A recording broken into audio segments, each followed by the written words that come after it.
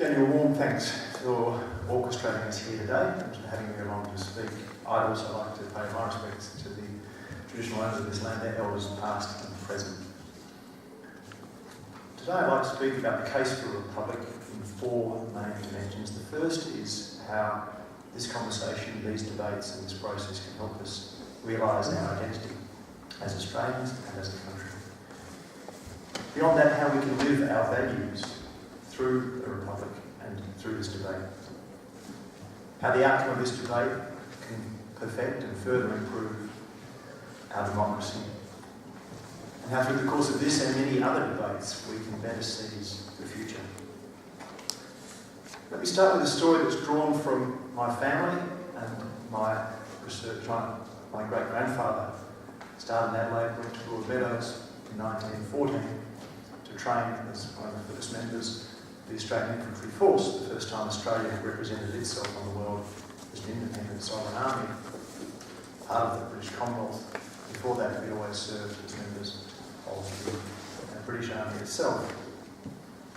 And from Broadmeadows they sailed to Albany in Western Australia, where a flotilla from all around Australia gathered. And they set sail, and when they set sail, having committed themselves to Australia, they still didn't know their destination, and they still didn't know the enemy or the true mission. But they were committed to Australia, regardless of that rank uncertainty about their future.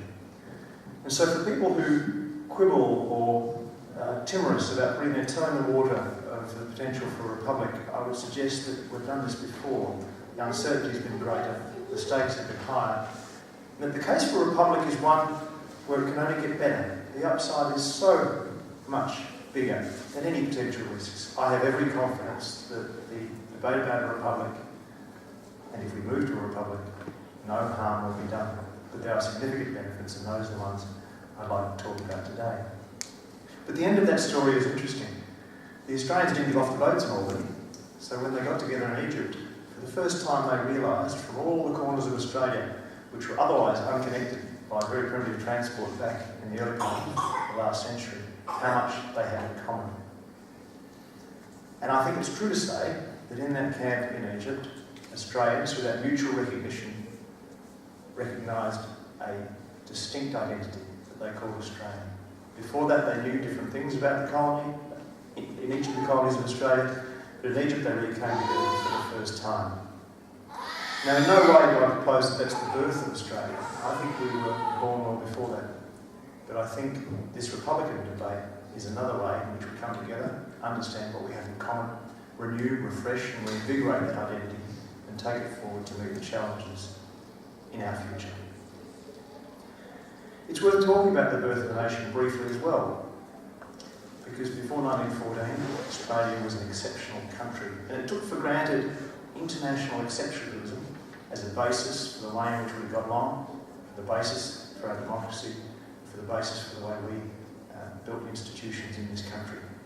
Not only were we the richest country in the world on many dimensions, we'd introduced female suffrage and a pension well before most of our contemporaries. We had implemented the Harvester Judgment, and the 88 Act movement had come to fruition. We had sent Mawson to the South Pole, which for Australia back then was like building the whole of NASA and sending a mission to Mars. Now, my view of the First World War is that it sets us back on its heels. One thing I'd like to reclaim for Australia is our ease and acceptance of exceptionalism. I think we are still an exceptional country. I think we can do a lot better. I think a republic is a small but necessary part of that future that we can share and that destiny that we can reclaim. So that's how identity, if we look back, but I'll come back to identity as we look forward.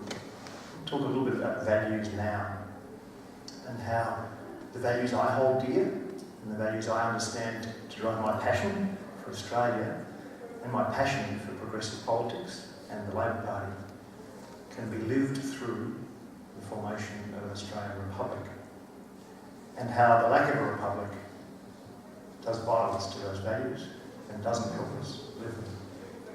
Let's talk firstly about freedom. We don't talk about freedom enough, but I think it's something we hold very dear. Not just freedom from oppression and freedom from want and fear, but also freedom to fully realise our potential to live and to love and to flourish here in Australia.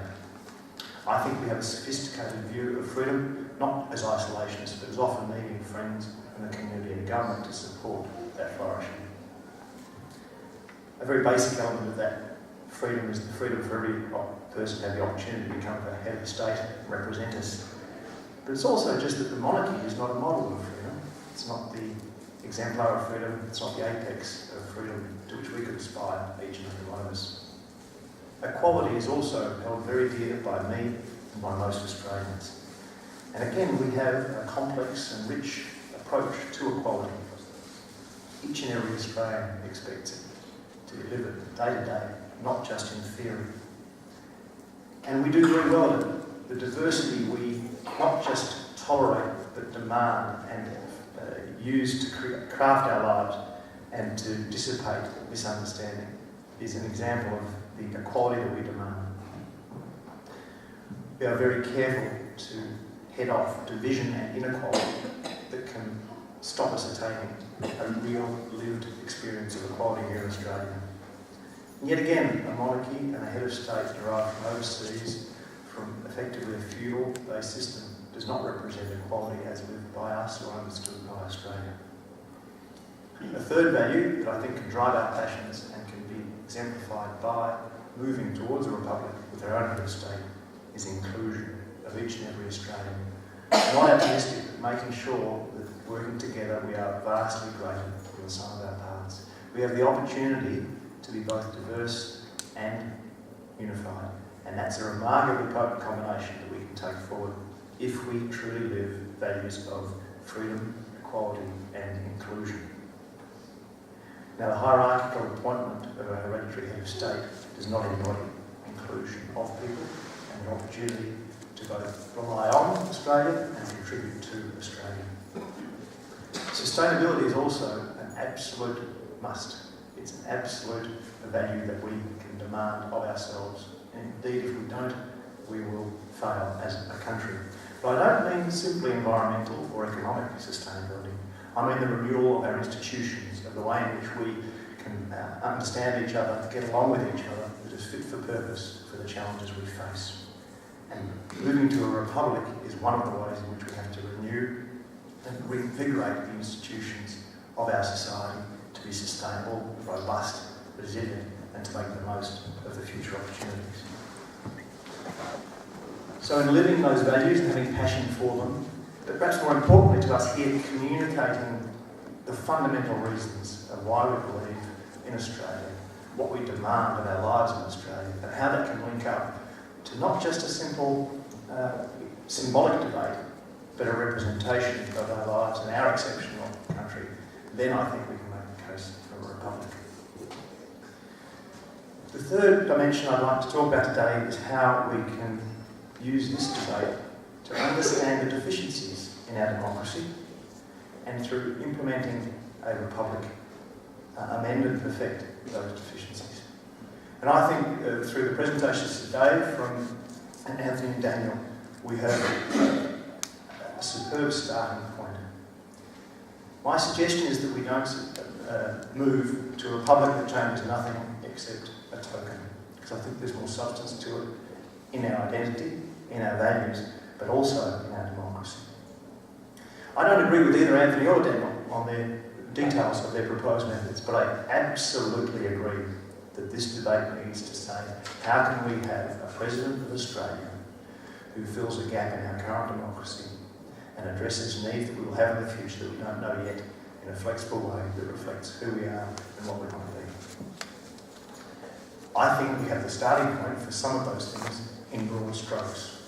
Clearly, Indigenous Australia and our deficiencies in incorporating them constitutionally, electorally, socially and economically in our country is a deficiency.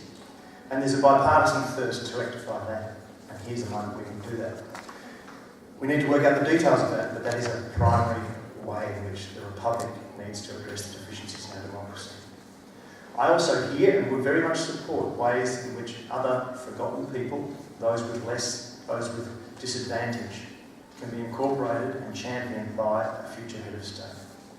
I'll caution this though, My understanding of democracy is that it works very well in Australia, and that more direct elections of a scattergun of different public mandates is not to perfect democracy, but could in fact inhibit it. Recent social science work that was summarised in The Economist magazine in the last month or so suggests that there's a correlation between inequality and the number of veto powers you have in your federal government. America, we have seen with dismay over the last century become more and more unequal. Despite a similar starting point, despite our constitution being based very closely on the American Constitution. They have the lower house, the Senate, the President, the Supreme Court, let alone state-based vetoes that can further compound the ability for a mandate directly elected by the people to be implemented in social and political change.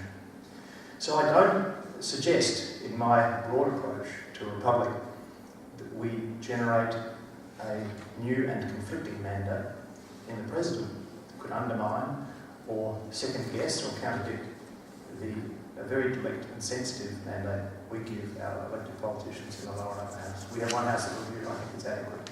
And I think what we've seen in elections in Victoria, in Queensland, New South Wales and federally, over a long period of time, but most recently in those areas, has been a very sensitive and accountable system where if people are unhappy with the government, they vote them out and Australia changes as a result.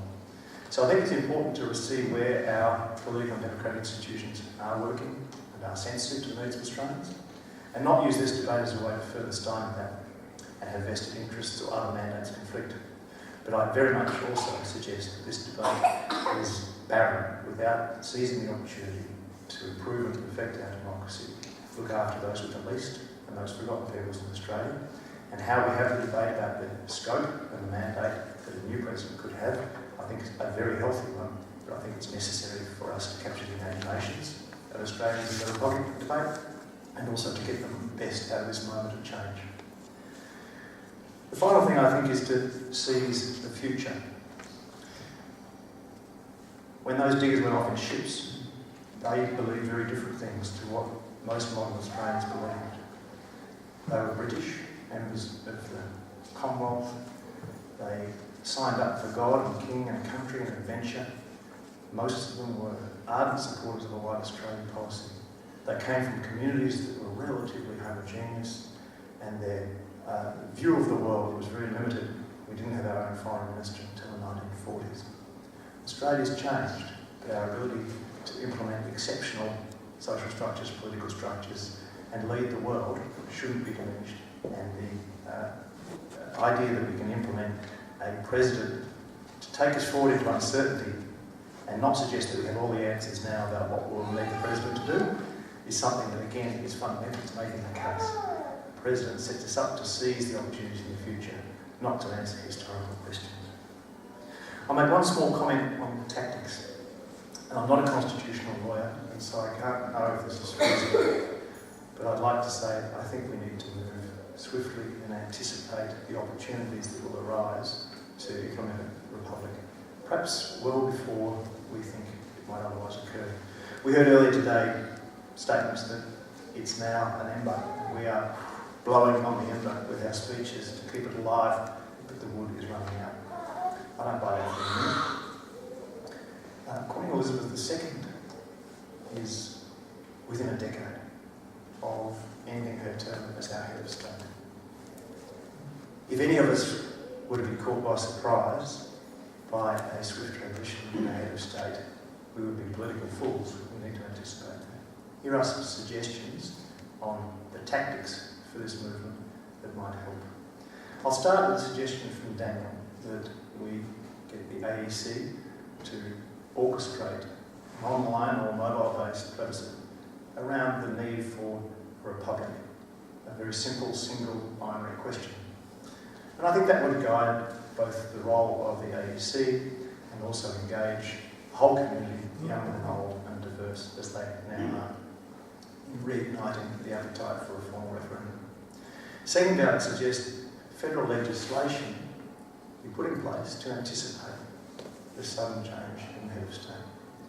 And there may be some opportunities there, for instance, to render all reserve powers in the Governor-General on a temporary indefinite period until Australia formally decides to transition its head of state to the next British monarch or our own president.